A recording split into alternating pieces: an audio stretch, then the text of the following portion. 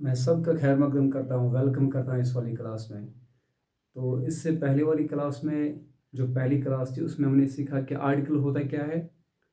उसमें हमने सीखा कि एन और द ऐसे 3 वर्ड्स हैं जिनको हम आर्टिकल्स कहते हैं। तो मैंने थोड़ा प्रोनाउंसिएशन की बात की थी कि कैसे द को द पढ़ना है, कहाँ पर द पढ़ना है। इन एडिशन टू दिस हमने पढ़ा था बल्कि एन ही पढ़ेंगे। तो उसके बाद मैंने बोला था types of articles like definite article and indefinite article. तो मैंने फिर बोला था कि ये अप्लाई कहाँ पर करने हैं। तो जो हमने पहला टाइप उठाया that is definite article the. तो यहाँ पर भी मैंने वही लिखा है डेफिनेट आर्टिकल द। तो इसके यूसेस क्या हैं उसकी बात चल रही है। तो पहले लेक्चर में हमने सीखा द जो है उसको हम यूज़ करते हैं सुपरलेटिव डिग्री ऑफ एडजेक्टिव के साथ। और दूसरा यूज़ पड़ा था उसमें कि हम इसको यूज़ करते हैं न्यूज़पेपर्स के साथ जो वर्ल्ड रिकॉग्नाइज्ड होते हैं, या बहुत ही ज़्यादा सैक्रेड बुक्स या क्लासिक बुक्स। तो उसमें एग्जांपल्स भी आई थी। So let's start this lecture with third use of articles, third use of the. और तीसरा यूज मैं यहाँ लिख रहा हूँ जो बहुत ही इंपॉर्टेंट है, दैट इज डायरेक्शंस। तो देखिए बच्चों, सबसे पहले एक बात हमें याद रखनी है कि जो डायरेक्शंस हैं, चाहे वो सब डायरेक्शंस हो या मेन डायरेक्शंस हो, ठीक है। सो वी सिंपली ये ज्योग्राफी में आपने पढ़ा होगा कि अगर हम एक प्लस मानते हैं तो इसमें जो डायरेक्शंस आएंगी उनका नाम लाइक सबसे पहले ऊपर आता है नॉर्थ, इसके अपोजिट में south, then east and west. So these are called the 4 main directions. And if you are using these words, these 4 directions in your sentences, at that time it is preferable to use the with these directions. उसमें थोड़ा आपको careful रहना, मैं बोलूँगा कि कहाँ पर apply करना है, कहाँ पर अप्लाई नहीं करना है। इसके अलावा हमारे पास और दो चार डायरेक्शंस बनती हैं। तो अगर हम एन और ई मिलाते हैं दिस नॉर्थ ईस्ट, और एस और डब्ल्यू मिलाते हैं तो ये बनता है south west. It is in fact not a main direction, इसको हम बोलते हैं सब डायरेक्शन। तो सब डायरेक्शन एक और बनती है यहाँ पर, आप चेक करिए। तो एन और डब्ल्यू मिलाकर लिखेंगे तो नॉर्थ वेस्ट, और एस और ए मिलाकर लिखेंगे दैट इज साउथ वेस्ट। तो यूजुअली डायरेक्शंस जब भी हों, ये आपको बोलेंगे कि कौन सी चीज़ जो है किस एरिया में है। कॉम्पास के डायरेक्शंस इसको हम बोल सकते हैं। तो इनके साथ आपको यूज़ करना है द। तो एक एग्जाम्पल्स में इसको क्लैरिफाई करूँगा। If we write down the sun rises in the east, the sun rises in the east and sets in the west. I don't think कि ये एग्जाम्पल आपने आज तक ना पढ़ी होगी, बल्कि मल्टीपल टाइम्स पढ़ी होगी। तो आप देखिए यहाँ पर मैंने एक डायरेक्शन के साथ इसको यूज किया द ईस्ट, और यहाँ पर एक और डायरेक्शन आ गई the west. So once again, note the pronunciation. Note how I actually pronounce this the here as the east and the west. So why is this happening? The reason is जो आगे east है इसमें पहले vowel है, तो यहाँ पर the पढ़ेंगे। और जो वेस्ट है, वेस्ट में पहले डब्ल्यू है जो एक कॉन्सोनेंट है, तो इसलिए मैंने पढ़ा द। तो अब आप एक सबसे बड़ी बात जो मैं यहाँ पर बोलना चाहूँगा, जिसका आपको बहुत ज़्यादा ध्यान होना चाहिए कि आपको कब केयरफुल रहना है कि द यूज करना है। आगे तो डायरेक्शन आएगी ही, ईस्ट वेस्ट नॉर्थ साउथ या कोई सब डायरेक्शन आएगी, लेकिन उससे पहले लेफ्ट साइड में देखना आपको कि यहाँ कोई प्रपोजिशन यूज हुआ है। अगर प्रपोजिशन यूज हुआ है तो द यूज होगा।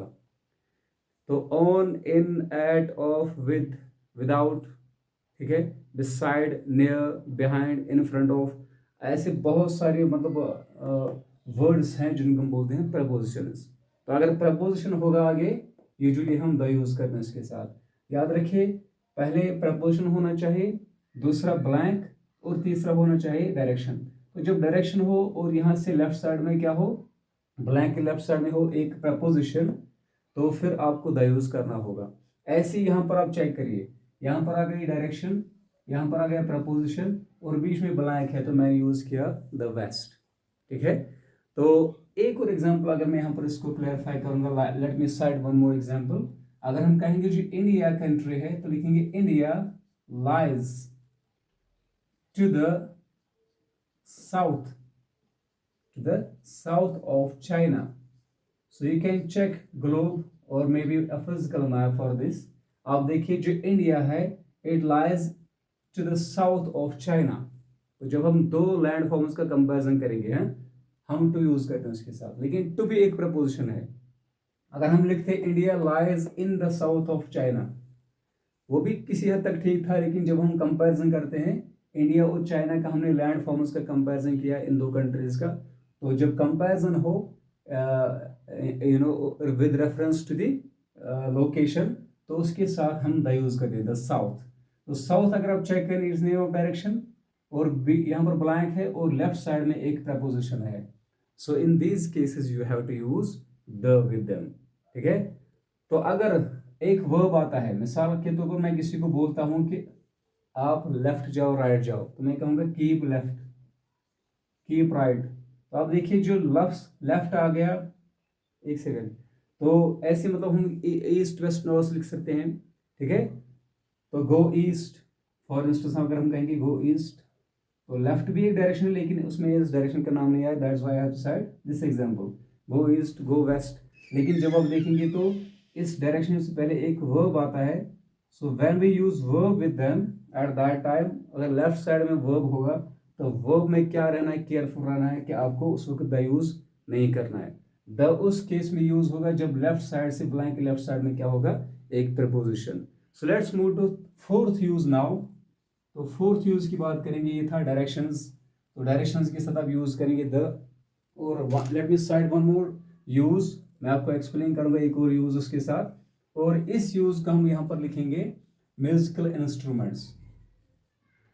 तो म्यूजिकल इंस्ट्रूमेंट्स, तो म्यूजिकल इंस्ट्रूमेंट की बात करते हैं यहां पर। So let's talk about musical instruments. There are so many musical instruments. If you see harmonium, ठीक है, हारमोनियम एक है, इस तरह से एक और है symbol, CYMBAL, flute, okay. So we have trombone, we have guitar, we have so many other musical instruments. Piano जो एक फेमस म्यूजिकल इंस्ट्रूमेंट है, जब भी आप इनको सेंटेंस में यूज करोगे, याद रखिए जब आप इनको सेंटेंस में यूज करोगे बजाने की बात चलेगी, at that time you have to use the. So एक एग्जांपल जो मैं यहाँ पर समझता हूँ बहुत ही इंपॉर्टेंट है इस केस में, that is I like to play, I like to play dash piano, while as my sister या my friend plays या likes to play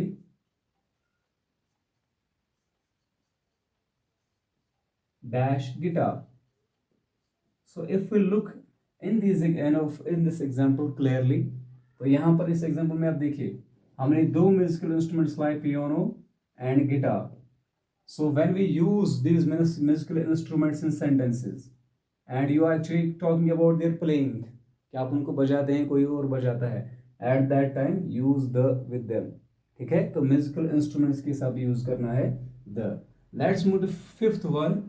और कहाँ पर अप्लाई करना है, तो यहाँ लिखिए आप rivers, okay, rivers, canals, okay, seas, oceans. So I am mingling them together, so many things, क्योंकि अलग अलग ये लिखना है इसको थोड़ा मुश्किल बनता है। ऐसे हम लिखेंगे deserts, these are some important land forms, ये डेजर्ट जो होते हैं ये, तो इनके साथ भी आप यूज करेंगे द। तो याद रखिए rivers, canals, seas, oceans, deserts, even you can add bays and gulfs। So अगर आप जियोग्राफी तो डेफिनेटली पढ़ते होंगे क्योंकि आपके सिलेबस में ज्योग्राफी होगा ही, तो वहां पर आपको इन सारी वाटर बॉडीज का पता चलेगा कि ये होते क्या है, ठीक है। So I will not go into detail, but you must be knowing some important names जो गल्फ्स के हैं, बेज के हैं, डेजर्ट्स के हैं, या ओशंस के हैं, और सीज, कैनल्स एंड रिवर्स। तो एक एग्जांपल से यहाँ पर इसमें साइड करूंगा। अगर हम कहेंगे एक एग्जांपल, तो हम लिखेंगे the Nile is a famous river in, आपने पढ़ाई होगा यूरोप के अंदर, the Nile is a famous river. तो एक बहुत ही मशहूर, एक फेमस रिवर है वर्ल्ड के अंदर, that is the Nile. So we use the with the name of rivers. Similarly we can use, आपने पढ़ा होगा the Suez Canal. So the Suez Canal, it is also there, an important canal in the world, ऐसे हम अगर seize की बात करते हैं, like the Dead Sea, the Red Sea, the Caspian Sea, the Mediterranean Sea, the Arabian Sea. Similarly, we have oceans, the Indian Ocean, the Pacific Ocean, ठीक है. इस तरह से the Arctic Ocean. So a lot of oceans are there, as you might be knowing. And similarly, we have deserts. Like a desert that is in India is the Thar. तो Thar desert आपने पढ़ा ही होगा, या जिसको हम Rajasthan desert भी कहते हैं. ऐसे ही एक डेजर्ट है चाइना के अंदर, द गोबी डेजर्ट. यूज कर रहे द. तो वर्ल्ड का सबसे बड़ा द सहारा, यूज करिए द. ऐसी ही बेज आती हैं, like the Bay of Bengal. Okay, ये बहुत ही फेमस है. और ऐसे गल्फ्स, जैसे इंडिया के अंदर है गुजरात के बिल्कुल करीब में, the Gulf of Kutch. Okay, so there are so many, these are some important land forms. या ये वाटर बॉडी ज्यादा इसमें आ गई, लैंड फॉर्म इसमें आ गए ज्यादातर ये वाला डेजर्ट्स का. तो we use the with them. Okay, तो आगे बढ़ते हैं यूज नंबर 6 की तरफ. Let's write down use number 6 है. So we at the moment we are learning the use of the, कि कहां पर अप्लाई करना है, द को कहां पर यूज करना है. सो 6 यूज हो गए. And now okay, I am afraid is 5th use. तो let's talk about the 6th one. So you will check the serial. I have rubbed it just now.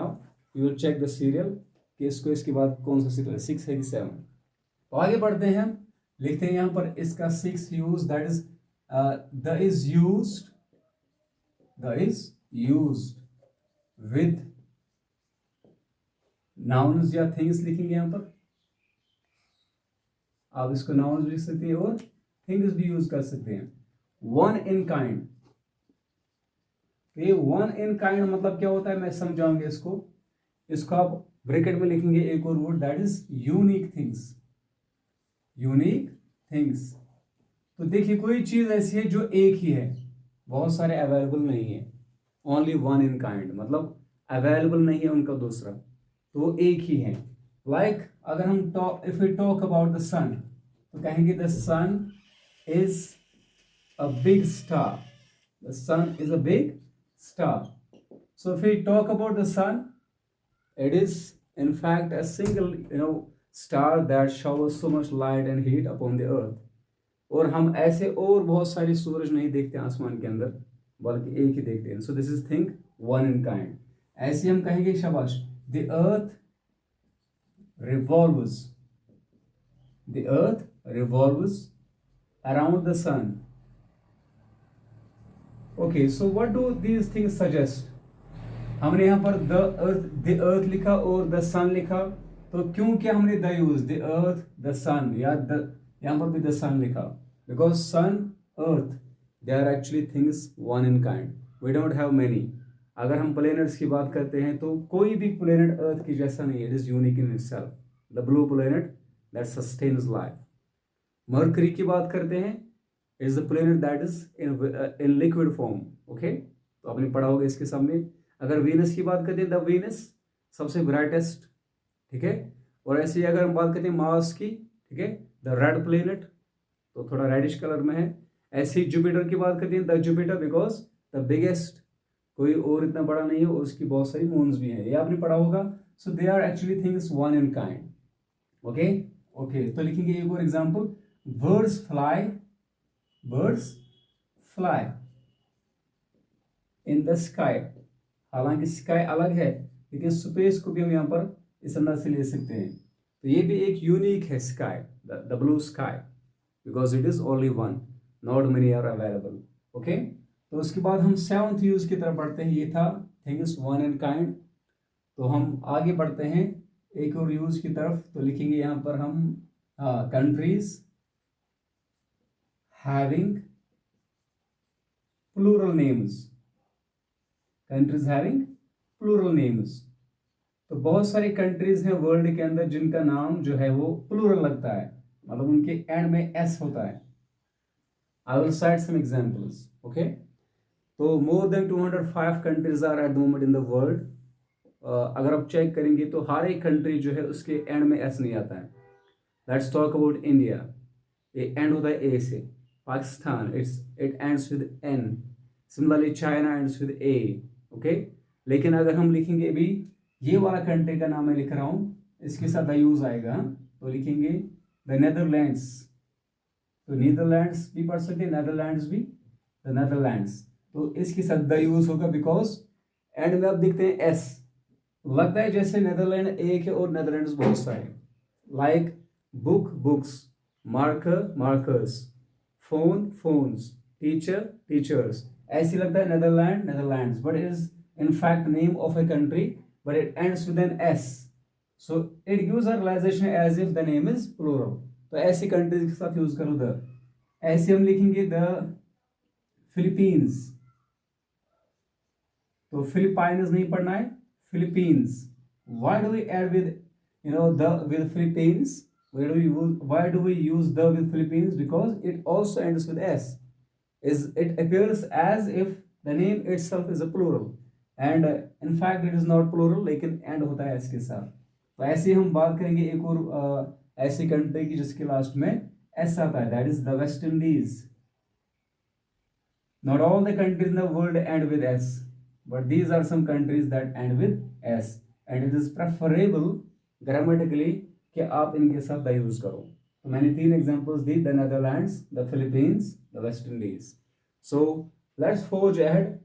अगर आप आम कंट्री की बात करते हैं like India, Pakistan, China, okay, at that time don't use the, you can not say the India, the Pakistan, ठीक है। तो the China, no it is not preferable, it is not good, बल्कि ग्रामेटिकल इनकरेक्ट होगा। लेकिन इन कंट्रीज के साथ जिनका नाम प्लूरल अपीयर होता है, लगता है, तो इनके साथ द यूज करना है। So this was the 7th use.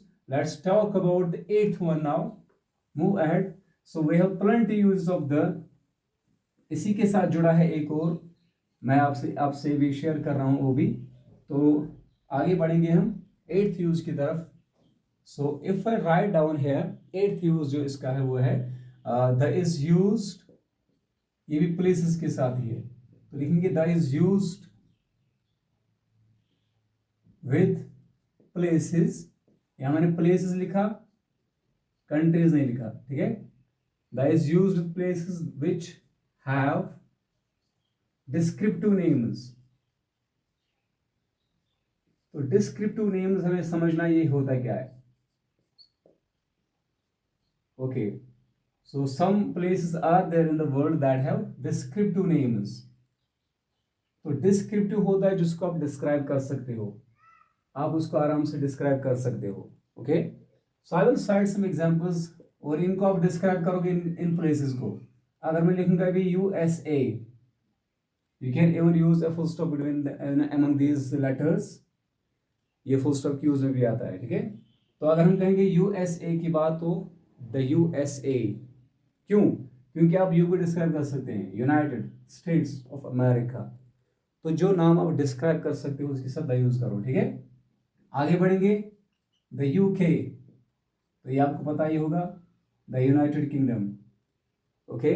तो ऐसे ही है एक और, ये आपने देखा होगा अक्सर जब क्रिकेट मैच चलता है तो लिखा होता है RSA। जब भी साउथ अफ्रीका खेलता है तो उनके नीचे आपने चेक किया होगा स्कोर बोर्ड पर लिखा होता है RSA। तो ये आप स्किप भी कर सकते हैं डॉट और लिख भी सकते हैं, ये फुल स्टॉप यूज में होता है। तो इसका फुल फॉर्म क्या है असल में, आप RS और A को डिस्क्राइब कर सकते हो। तो it means the Republic of south Africa. So South Africa became a republic in 1994 when Nelson Mandela was actually elected as the first black president of South Africa. So at that time, that black rule came to an end। जो आपने पढ़ा होगा जो whites का rule था, that was called, ये वाला उसका उस regime का नाम था। It was legalized in 1949 and later abolished in 1990 itself। और इसको हम apartheid पढ़ते हैं, apartheid नहीं पढ़ना है, apartheid पढ़ना है, apartheid, okay। So this apartheid policy was actually it ended up in 1990 when it was dismissed to be a legal regime। तो आगे हम बढ़ेंगे, तो मैंने इस RSA के हवाले से आपको समझाया। तो इन कंट्रीज के साथ, इन प्लेस के साथ आप यूज कर सकते हैं द। और इंडिया की बात करते हैं तो आप पंजाब के साथ यूज कर सकते हैं the Punjab. So how is it possible to use the with Punjab? Because Punjab जो word है ये भी describe आप कर सकते हैं। So Punj simply means fire and Ab means rivers। तो इसको अगर आप पढ़ेंगे तो इसको लिखा ही होता है लैंड ऑफ 5 रिवर्स, ठीक है, द लैंड ऑफ 5 रिवर्स। तो वहां पर 5 रिवर्स हैं, इसलिए बोलते हैं पंच मतलब 5, एंड आब सिंपली मीन्स रिवर्स। सो ये जो है ये नाम पंजाब ये डिस्क्रिप्टिव है, इसलिए इसके साथ भी यूज होता है द। तो हो गए 8 uses. Let's talk about the 9th use. तो 9th यूज की बात करते हैं तो लिखेंगे यहाँ पर ऑर्डिनल्स। तो ऑर्डिनल्स होता क्या है?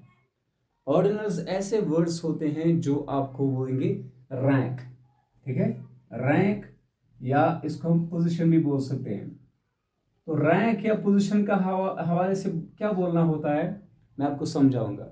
तो जब भी आप first, second, third, fourth, fifth ऐसे ऐसे वर्ड्स जो थोड़ा रियलाइजेशन देंगे आपको कि ये रैंक क्या है, इसकी पोजीशन क्या है, ये किस नंबर पर आता है, तो यूज करना है द इन वर्ड्स के साथ। Like I will set an example, if we talk about the months of year, okay, तो मैं अब सिंपल मतलब लेटर्स में लिखता हूँ जनवरी, फरवरी, मार्च, अप्रैल, मई, जून, जुलाई, अगस्त, सितंबर, अक्टूबर, नवंबर एंड दिसंबर। अगर मैं कहूँगा फर्स्ट मंथ कौन सा है, obviously you will say January. Last month कौन सा है, तो आप कहोगे दिसंबर। हाँ यार बताओ थर्ड मंथ कौन सा है, मार्च। तो आप देखिए फर्स्ट, थर्ड, लास्ट या ट्वेल्थ, हाँ, तो इनके साथ द यूज करना है जब ये टर्म्स हो। तो आप कह सकते हैं जनवरी इज द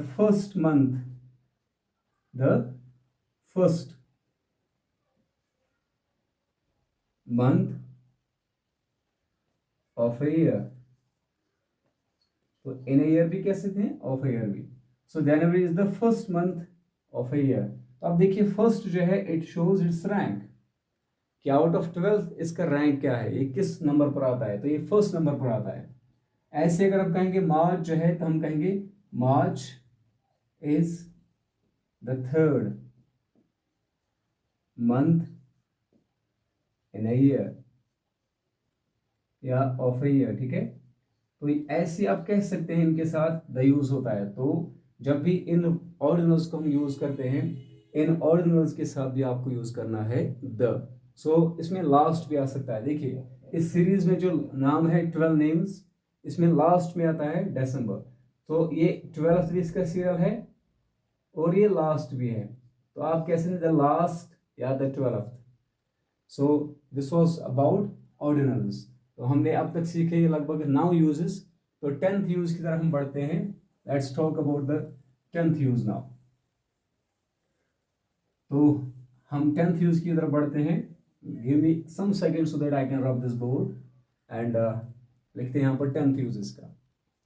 तो लिखेंगे the is used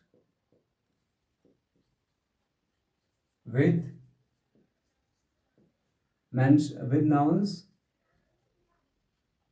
which have been mentioned earlier,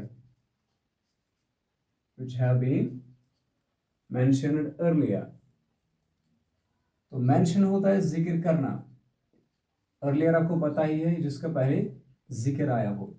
तो हम द यूज करते हैं किनके साथ, ऐसे नाउन्स के साथ which have been mentioned earlier, तो जिनका जिक्र एक दफा आ चुका है, ठीक है, जिनको आपने एक दफा पहले ही मेंशन किया या उनका जिक्र किया। तो यहाँ पर मैं एक एग्जांपल दिखाऊंगा आपको, एक ऐसी एग्जांपल जो बहुत ही ईजियर होगी, जिससे आप क्लैरिफाई होगा ये वाला पॉइंट।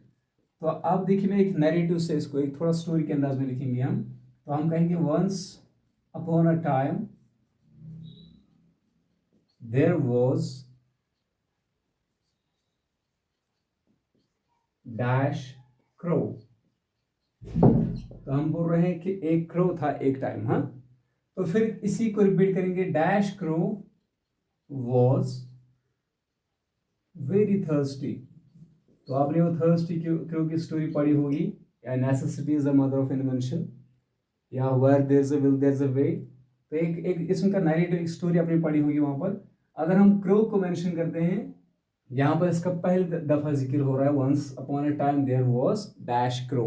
तो फिलहाल एक जनरल क्रो है, मतलब एक आम क्रो, ठीक है, एक ऐसा मतलब कौवा जिसकी स्टोरी हमारे साथ रिवील हो रही है फॉर द फर्स्ट टाइम। तो ये भी हमारे साथ क्या है, एक कॉमन मतलब अंदाज में या अनस्पेसिफिक नाउन है, तो हम कहेंगे once upon a time there was a crow. लेकिन जब रिपीट होता है यहाँ पर तो हम यूज करेंगे the crow was very very thirsty. Okay, तो ये जो क्रो था ये क्या था? Very thirsty. देखिए हम रिपीट कर रहे हैं इसी नाउन को, तो जब भी रिपीट हो जाए सेम तो ये होता है, इसको हमने ऑलरेडी मेंशन किया एक दफा। So it is the noun that has been mentioned earlier. Now the second time the same noun comes here, it gets repeated. और जब भी ये रिपीटेड अंदाज में यूज हो जाएगा ये खास बनता है। अब तक जनरल था, अनस्पेसिफिक था, लेकिन अब बन गया पर्टिकुलर या स्पेसिफिक, तो at that time you have to use the. तो 11th यूज की तरफ हम बढ़ते हैं। तो यहां पर लिखो आप ग्रुप रिप्रेजेंटेशन। ग्रुप रिप्रेजेंटेशन, तो ये ग्रुप रिप्रेजेंटेशन क्या होता है, या इसको आप लिख सकते हैं क्लास रिप्रेजेंटेशन। ठीक है, क्लास रिप्रेजेंटेशन। तो आप प्रोनाउंसिएशन पहले आप सीखिए, मैं नहीं बोल रहा हूं रिप्रेजेंटेशन, हम बोलते हैं आम रिप्रेजेंट, रिप्रेजेंट नहीं पढ़ना है, रिप्रेजेंट। ऐसे मैंने लिखा ग्रुप रिप्रेजेंटेशन या क्लास रिप्रेजेंटेशन। तो क्लास या ग्रुप मतलब ही होता है कि एक से ज्यादा, जब ग्रुप हो जो बहुत सारे हो। तो अगर हम एक एग्जांपल यहाँ लिखेंगे समझने के लिए, हम यहाँ पर लिखेंगे for instance the rich should help the poor. The rich should help the poor, तो जो अमीर है उनको गरीबों की मदद करनी चाहिए। सो द रिच जो है ये एक ही नहीं है, द पुअर जो है एक ही नहीं, बल्कि हम बोलते हैं ये सारे ग्रुप रिप्रेजेंटेशन हो गई कि सारे अमीरों को चाहिए वो सारे गरीबों की मदद करे। इससे भी इजी एग्जांपल इसको ग्रास्प करने के लिए वो है the cow is a useful animal. तो अगर हम ये सेंटेंस लिखेंगे the cow is a useful animal, आप जरा गौर करिए, क्या हमने मतलब वर्ल्ड में एक ही काउ है जो यूजफुल है? क्योंकि हमने काउज नहीं लिखा, हमने यहाँ पर एज अ सिंगल इसको यूज किया, बट जब इसके साथ द लगता है the cow is a useful animal, तो ये रिप्रेजेंटेशन थी सारे काउज की। इससे सारा जो इनका सारा क्लास है या सारा ग्रुप है, जो भी मतलब ये डायनास्टी है काउज की, ये सारी आ जाती है इसमें कि ये सारे क्या है यूजफुल, लेकिन नाम में सिर्फ एक आ गया। तो ऐसे ही हम बहुत सारे एग्जाम्पल्स ला सकते हैं। तो जब आप एक क्लास को, एक ग्रुप को, एक पर्टिकुलर सेक्ट को मेंशन करते हैं, उस वक्त आप यूज कर सकते हैं द। ठीक है, तो हम कहेंगे the Muslims believe in one God. So one more example is there. तो आप देखिए, या आप लिख सकते हैं द मुस्लिम बिलीव्स, मतलब हमने नाम लाया एक ही singular, but it can represent the entire community of Muslims, ये बिलीव करते हैं एक गॉड पर। So this was about the uses of the. अब इसमें और भी यूजेस हैं, नेक्स्ट लेक्चर में हम सीखेंगे इसके जो पेंडिंग यूजेस है और जो इनडेफिनिट आर्टिकल्स है और एन, और मैं कोशिश करूंगा उसी क्लास में एक और बात करूंगा, वो है जीरो आर्टिकल्स, ऐसी सिचुएशन जहां पर कोई आर्टिकल यूज नहीं करना है। So stay tuned till then, take care of yourselves, अल्लाह हाफिज।